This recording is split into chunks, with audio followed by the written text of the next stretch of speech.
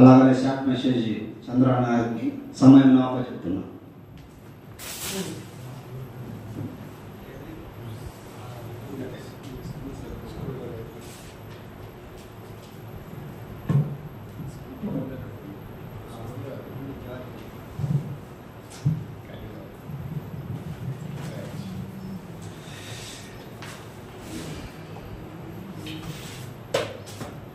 ముందుగా మన పరమ తండ్రి అయిన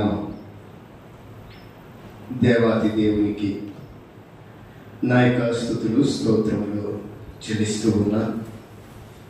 అలాగే సత్యవాక్య పరిశీలన పాఠశాల ఏప్రిల్ నెల కార్యక్రమానికి సిద్ధపడి వచ్చిన సేవకులైన మీ అందరికీ ఈ దిన వర్తమానికులుగా మనమల్ని ఆత్మీయ రీతిలో నడిపించడానికి సిద్ధపాటు కలిగి మనతో కూడా కూడి ఉన్న ప్రభాకరణ గారికి ప్రతి ఒక్కరికి ప్రత్యేకమైన వందనాలు చెల్లిస్తూ ఉన్నారు. ఈ శబ్ద యంత్రం ద్వారా వింటున్న వారికి కూడా నా యొక్క హృదయపూర్వకమైన వందనాలు. లైవ్లో చూస్తున్న వారికి నా యొక్క వందనములు. షార్ట్ మెసేజ్గా మీతో ఒకంత వాక్యాన్ని పంచుకోవడానికి దేవుడు కృప చూపించాడు. అందుకై మరొకసారి నేను దేవుని స్తుతిస్తూ గ్రంథంలో నుండి ఒక వచ్చిన భాగాన్ని మనం చదువుదాం. అపోస్తుడైన పౌలు గారు తిమోతికి రాసిన మొదటి పత్రిక. అపోస్తుడైన పౌలు గారు తిమోతికి రాసిన మొదటి పత్రిక 2వ అధ్యాయం మొదటి 3 వచనాల్ని మనమందరం కూడా కలిసి చదువుదాం.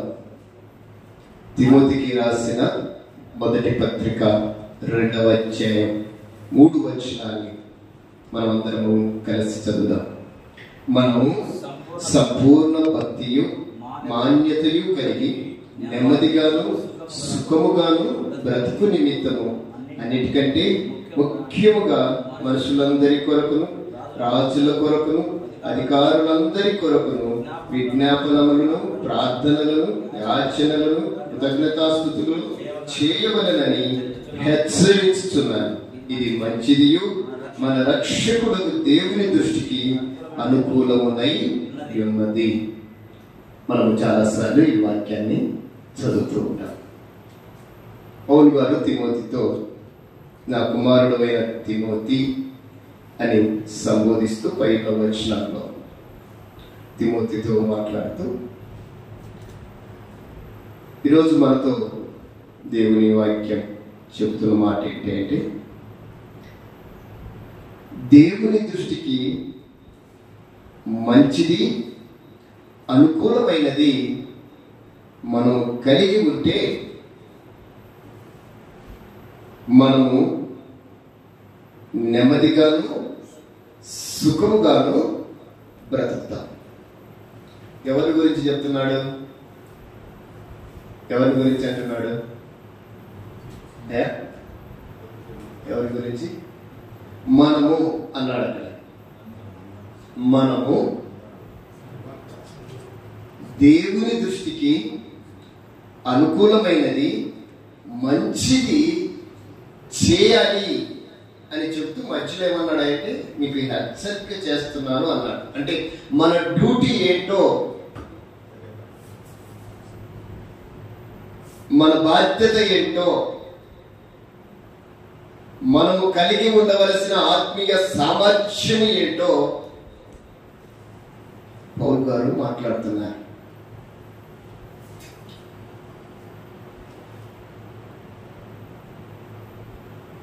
ఈరోజు మనం కోరుకునేది అంటే నెమ్మదిగా సుఖంగా ఉండాలి. ఈరోజు మనకు లేనిదే నెమ్మది లేదు. చెప్పండి, అంటే ఏ సుఖమో ఏ నెమ్మది కూడా తెలుసుకోవాలి ఇక్కడ. అది కూడా తెలియాలి కదా.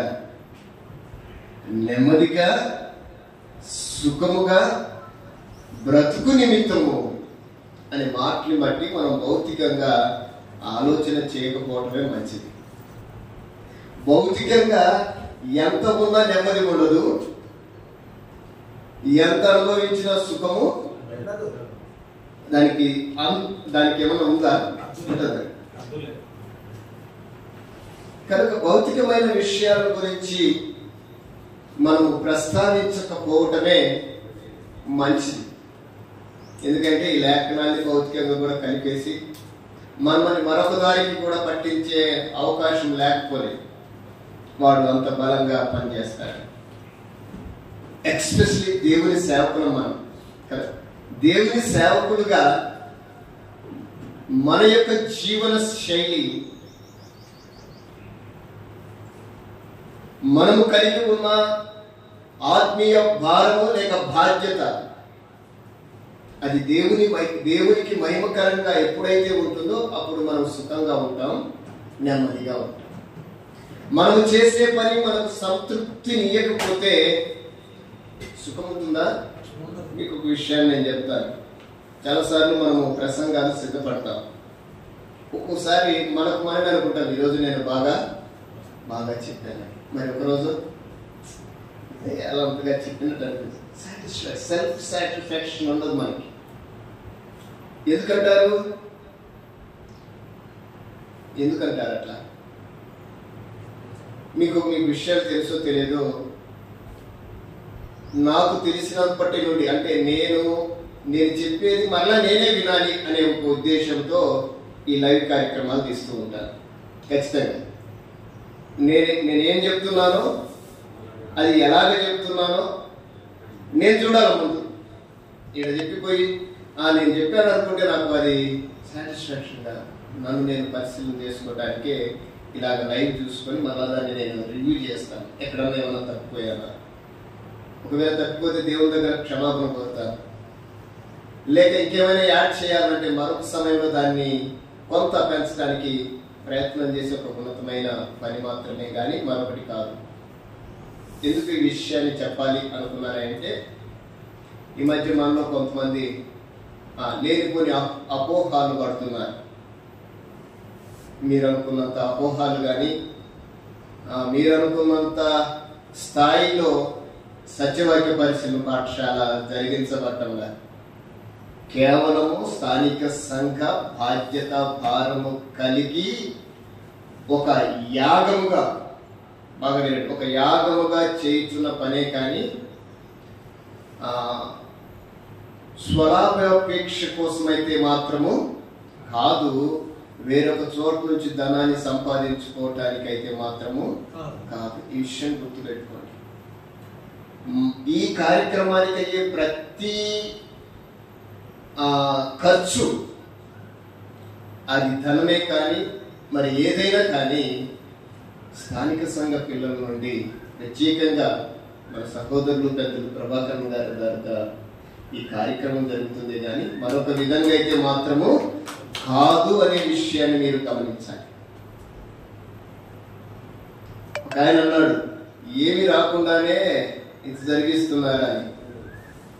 మీరు నమ్మరో అలాంటి మాట్లాడుతుంటే కొంచెం బాధ అనిపిస్తుంది కదా. అంతదా బాధ అదే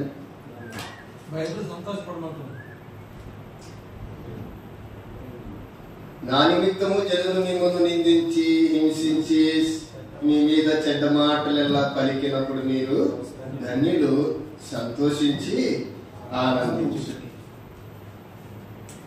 బంద్రవాస్ గారు అనుభవికులు అలానే చెప్తారు. బాధలు ఉంటుంది.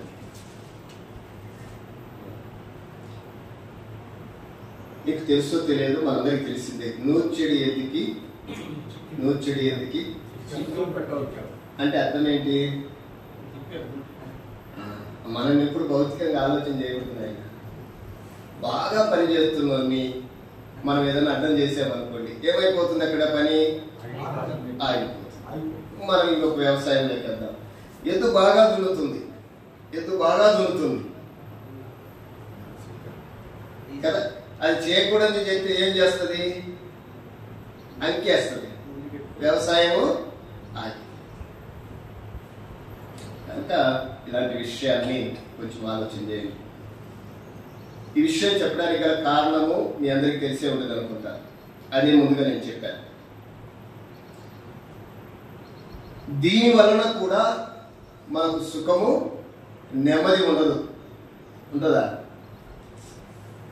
ఎంత చేసి మనము సుఖముగాను నెమ్మదిగాను బ్రతుకు నిమిత్తము దేవుని దృష్టికి మంచిది,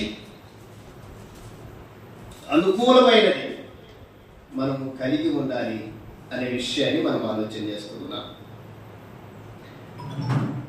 ఈ భూమి మీద దేవుని పిల్లలుగా మనం ఏం చేయాలో అక్కడ ఆయన కొంత భౌతికమైన విషయాల గురించి మాట్లాడుతూ మనం ఎవరి గురించి ప్రార్థన చేయాలో అది చెప్తూ, అలాగ ప్రార్థన చేయటం వల్ల అది దేవుని దృష్టికి అనుకూలం అని చెప్తున్నాడు. ఆ అనుకూలత కలిగి ఉంటేనే మనం సుఖంగా ఉంటామని. అంతే కదా. మీ అందరికీ తెలుసు, మనము చేసే పని మనకు సంతృప్తిని ఇవ్వాలి అంటే, మనం చేసేది అది దైవికంగా ఉండాలి అంటే, నేను ఒక మాట చెప్తాను మీతోటి. మొదటి శతాబ్దంలో అపోస్తలులు క్రైస్తవులు ఏ విధంగా నడిచారో అలాంటి క్రమాన్ని దీని మనం కలిగి జీవిస్తే మనకు నెమ్మది ఉంటుంది, సుఖము ఉంటుంది. శరీరానికి కాదండి, ఆత్మకి. దేనికండి? ఆత్మకి సుఖం కావాలి, ఆత్మకి నెమ్మది కావాలి. శరీరము కేవలము నిష్ప్రయోజనమే, కానీ ఆ శరీరాన్ని పవిత్రంగా మనం ఉంచాలి. ఎందుకంటే అందులో ఉన్న ఆత్మ దేవుని కనుక. నీ దేహము దేవుని ఆలయం. నీ దేహము దేవుని ఆలయం అనేది మనం ఆలోచన చేస్తే, ఆలయం ఏ విధంగా ఉండాలి అంటే పరిశుద్ధంగా ఉండాలి, పవిత్రంగా ఉండాలి. అందులో ఎలాంటి కల్మషాలు కానీ కదా, ఎలాంటి ఇహలకు సంబంధమైన ఆలోచనలు కానీ దాంట్లో నింపడానికి వీలు. ఒకవేళ అవివేకిన నింపబడి నేను దేవుని సేవ చేస్తున్నానని నువ్వు ఆలోచన చేస్తే నువ్వు దేవుని సేవకుడి కావు. కీర్తనకారుడు అంటున్నాడు, ఆత్మలో కపటము లేనివాడు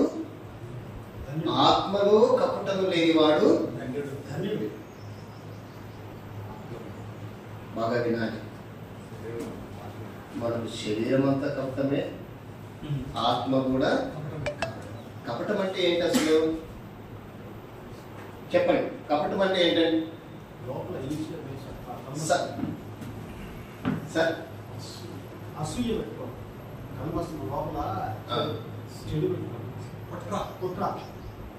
ఇంకా నాకు తెలిసింది నేను చెప్తాను సార్. నాకు తెలిసింది నేను చెప్తాను. అంగీకరించగలిగితే యాక్సెప్ట్ చేయలేకపోతే లోపల ఉండాల్సిన కుళ్ళంతటిని కూడా లోపలనే పెట్టేసి కప్పేయటం. బయటికి కప్పటం కాదయ్యా, కనపడకుండా కప్పేయటం. మీకు ఇంకో విషయాన్ని చెప్తాను. ఈ మధ్య కొంతమంది యవ్వన పిల్లలు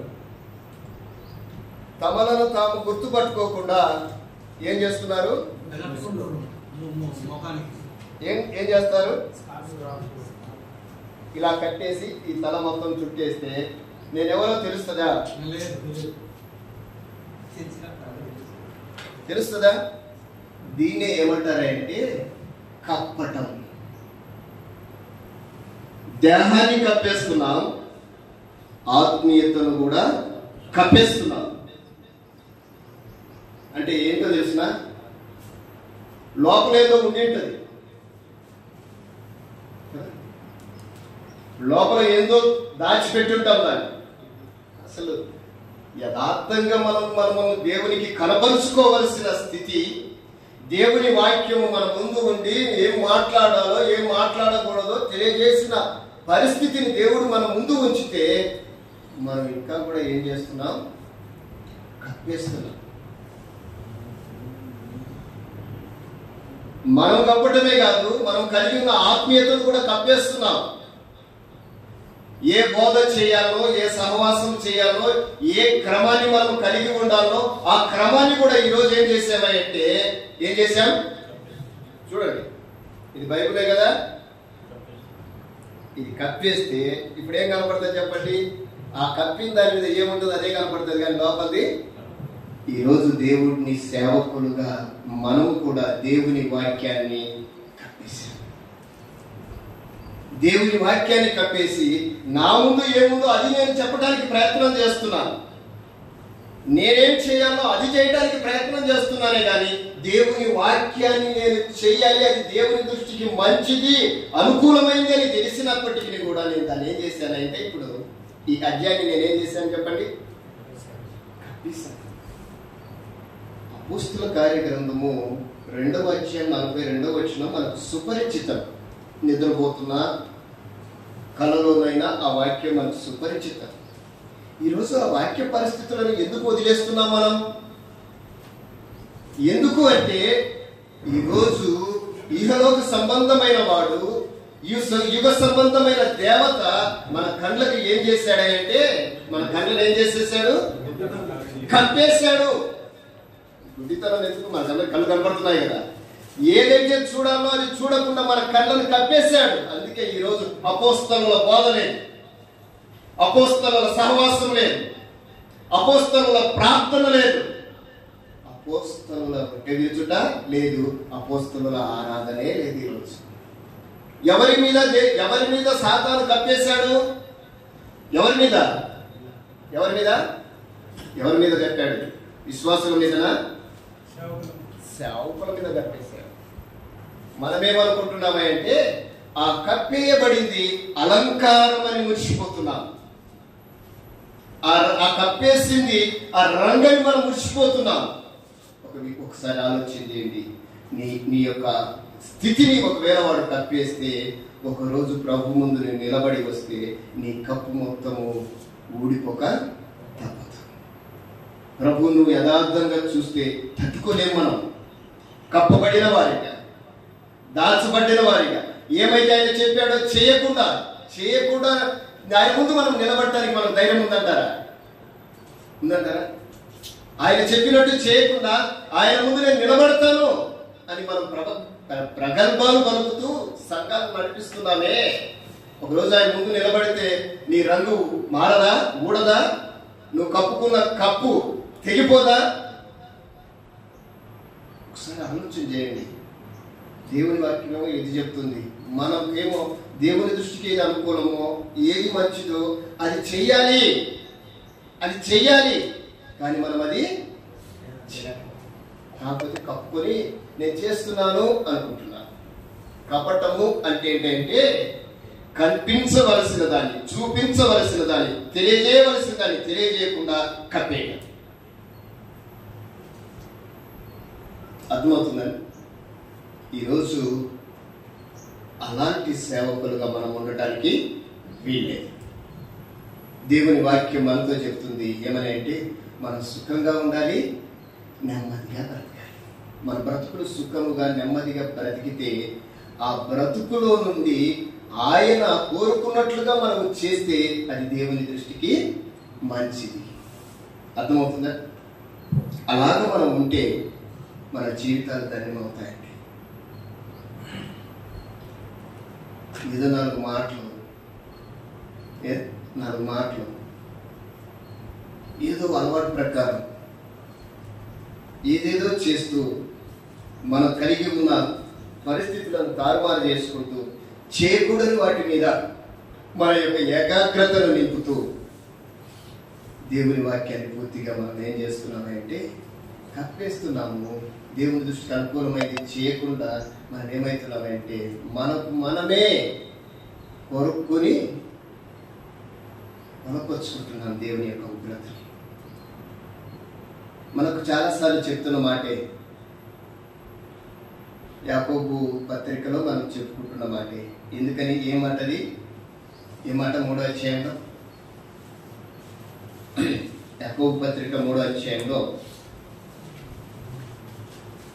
ఈ మాట రాయబడింది. నేను చదవాలంటారా? దాన్ని కూడా మొదటి వచనాన్ని చదవాలంటారా?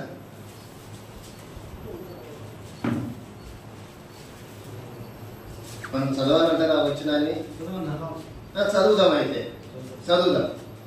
ఎందుకంటే మళ్ళీ ఒకసారి చదువుకుంటే ఎందుకైనా మంచిదే కదా.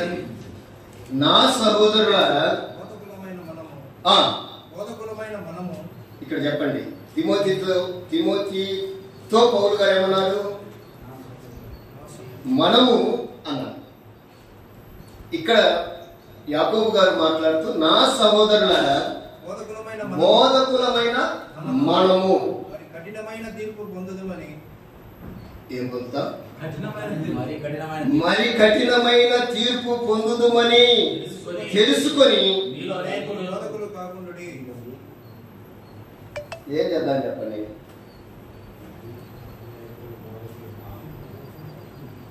ఏం చేద్దాం? వాక్యం ఈ విధంగా చెప్తుంది. ఏమని?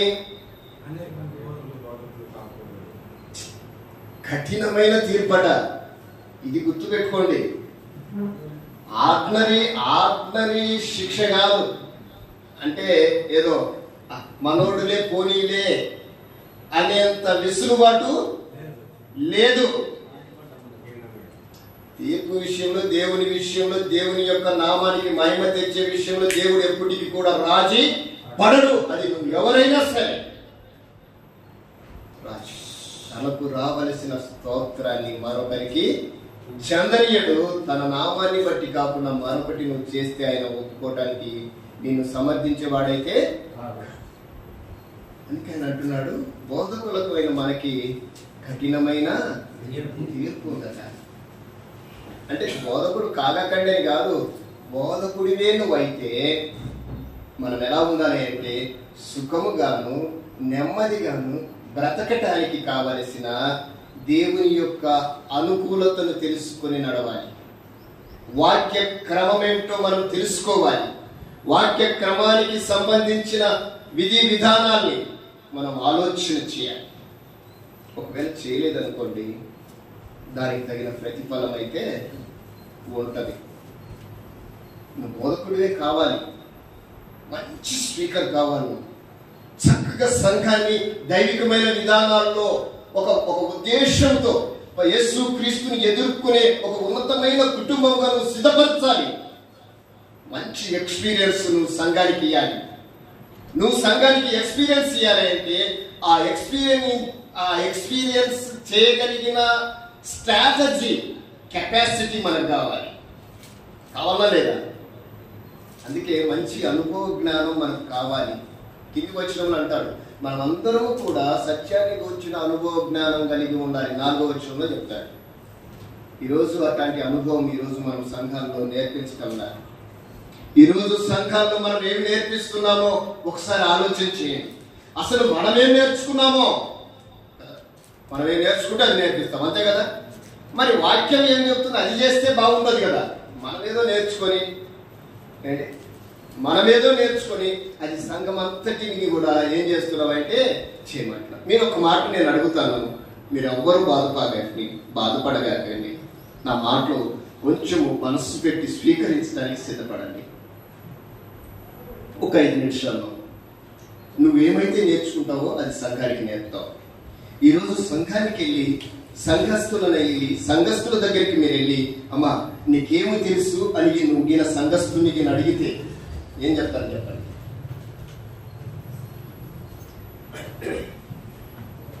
మా అయ్యగారు ఏం నేర్పారో అదే చెప్తారు. మీరు ఆయా స్థలానికి వెళ్ళి, మేము వెళ్తున్న ప్రతి స్థలంలో ఒక సంభాషణ చేస్తామని విశ్వాసంతో, అమ్మా నీకేమి నీకు ఈ సంఘంలో మంచి సేవకుడు అంటున్నారు కదా, మీ అనుభవం ఏంటంటే మా అయ్యగారు మాకు చప్పట్లు కొట్టడం నేర్పించాడు. ఏం నేర్పించాడు? అయ్య గారు? నేను ఒక మాట చెప్తాను, వింటారా? ఈరోజు చిన్న పిల్లలతో గుర్తిస్తున్నారు. పోద్దంటారా? అది నువ్వు ఎంత చేసినా పోతుందంటారా? మీ అయ్యగారు మీకు ఏం నేర్పించారు అంటే డాన్స్ చేయటం నేర్పించాడు. ఒక ఒక ఒక ఎవరిని, అతని పేరేమంటారయ్యా? డాన్స్ చేసే అతనికి పేరేంటి? డాన్స్ మాస్టరే, కొరియోగ్రాఫర్. ఒక కొరియోగ్రాఫర్ తీసుకొచ్చి సంఘంలో పెట్టి ఒక పాటలు పెట్టి, అవి దైవికమైన పాటలు కూడా కాదు, వాడి గొంప దగ్గర ఆ పాటకు సంబంధించిన స్టెప్, ఆ మ్యూజిక్ ను బట్టి పిల్లలకు ఏం నేర్పించాడంటే డాన్స్ నేర్పించాడు. ఆ పాటలు కూడా దేవుడి పాటలు కాదండి, సినిమా స్టైల్ పాటలే. మీరు కంపోజ్ చేసి చూడండి. మీ అయ్యగారు మీకు ఏం నేర్పించారంటే, మా అయ్యగారు ఈ క్రిస్మస్ కి మాకు డాన్స్ నేర్పించాడు. మా అయ్యగారు మాకి చప్పట్లు కొట్టడం నేర్పించాడు. మా అయ్యగారు మాకి ఊగటం కూడా. ఇవన్నీ ఎలా చేశాడు? ఆయన చేస్తూ వీళ్ళతో చేయించాడు. అమ్మా, ఇవన్నీ చేశారు. మీరు ఎంతమంది వాక్యం చెప్తారంటే, వాక్యం మేమా? వాక్యం మేమెందుకు చెప్పాలి? అది అయ్యగారే చెప్పాలి, అంతే కదా? అంటే అయ్యగారు ఏం చెప్తున్నారో అదే చెయ్యాలి. గిరి గీసేసాడు అయ్యగారు. ఈరోజు కుటుంబాన్ని పాడు చేస్తుంది ఎవరయ్యా అంటే అయ్యగారు. ఏ అయ్యగారు? ఎందుకు పాడు చేస్తున్నాడు అంటే ఆయన చేయవలసిన స్థితిని చేయకుండా దీన్ని ఏం చేసేసాడు? కప్పేసేసాడు. ఇంకా అది కనపడకూడదు. ఇంకంతా అయ్యగారే కనపడాలి. సన్నిధికి పోతే ఇంకా అంతా అయ్యగారే. ఆయన ఆడమంటే ఆడాలి, ఊగమంటే ఊగాలి, ఇంక ఏడవం వల్ల ఏడవాలి. ఇది ఒక మాయరోగం. ఊరికనే వస్తుంది. నేను స్పిరిచువల్ గా దుఃఖం రాదని చెప్పటం లేదు, గుర్తుంచుకోండి. స్పిరిచువల్ గా నేను బాధపడిన రోజులు ఉన్నాయి. మోకరిస్తే కళ్ళ బట్టి నీళ్లు కారే రోజులు ఉన్నాయి. ప్రతి సేవకునికి దుఃఖమైన స్థితి ఉన్నది, అది లేదని చెప్పటంలే. నటించటం అనేది వద్దు అంటున్నాను. మనం సంఘానికి ఏం అప్లై చేస్తున్నామో అది సంఘము మనం ఏం చేస్తున్నామో ఒకసారి ఆలోచన చేయండి. అలా చేయటం వల్ల సంఘము పరిపక్వత పొందుతుందా, పాతాళానికి వెళ్తుందా? చెప్పండి, మీరే చెప్పండి ఒకసారి. అలా చేయటం వల్ల ఏది? వాక్యాన్ని కప్పేసి దైవికమైన విషయాలను పక్కన పెట్టేసి మన సొంత విషయాన్ని సంఘానికి అప్లై చేస్తే ఆ సంఘము పరిపక్వత చెందుతుందా, పాతాళానికి వెళ్తుందా? ఒకసారి ఆలోచించి. ఇందుని బట్టి కదా యాకోబు గారు అన్నది ఏమని? సహోదరులారా, బహు కఠినమైన తీర్పు. మీరు ఏమి నేర్పిస్తున్నారో, మనం ఏమి విత్తుతున్నామో, మనం ఏమి విత్తుతామో అది మాత్రము చెప్పండి కోస్తాం. గుర్తు పెట్టుకోండి. ముందు కొడవలి మీ మీదనే పడుతుంది. మెడకాయ పెడితే ఆ మెడకాయ మీద తలకాయ ఎక్కడ ఉండదో కూడా తెలియకుండా పోతుంది. అందుకే ఆయన అంటాడు, మరి కఠినమైన తీర్పు ఉంది. నీ ఇష్టం వచ్చినట్టు ఆడటానికి కాదు నువ్వు సేవకుడిగా తయారైంది. నీకు ఇష్టం వచ్చినట్టు ఆడటానికి కాదు. దేవుడు నీకు ఒక స్థానిక సంఘాన్ని, ఒక కుటుంబాన్ని నీకు ఇచ్చింది. ఈరోజు కొన్ని బాధాకరమైన పరిస్థితులు ఉన్నాయని ఒకసారి ఆలోచన చేయండి. వారందరి కోసం ప్రార్థన చేద్దాం. దేవుడు వారందరినీ దైవికమైన విషయాల్లోకి మార్చాలని ప్రార్థన చేద్దాం. వారిని నిందించడం కాదు, వారిని దూషించడం కాదు. వారు మారాలి, వారి శైలి మారాలి, వారు దైవికమైన వాక్య పరిస్థితుల్లోకి రావడానికి వారు మారాలి.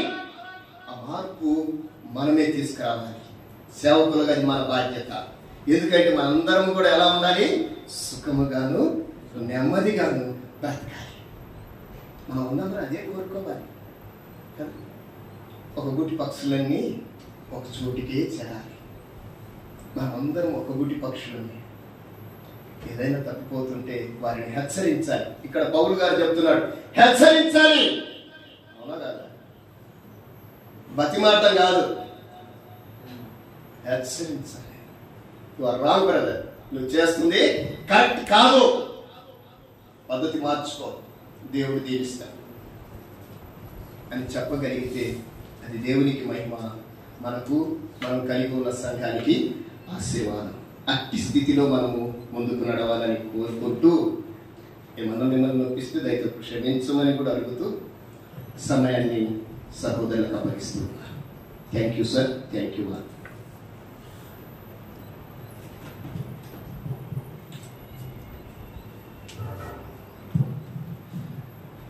చక్కటి వర్తమానాన్ని అందించిన చంద్రన్న గారికి ప్రత్యేకమైన వందనాలు చెల్లిస్తున్నాము.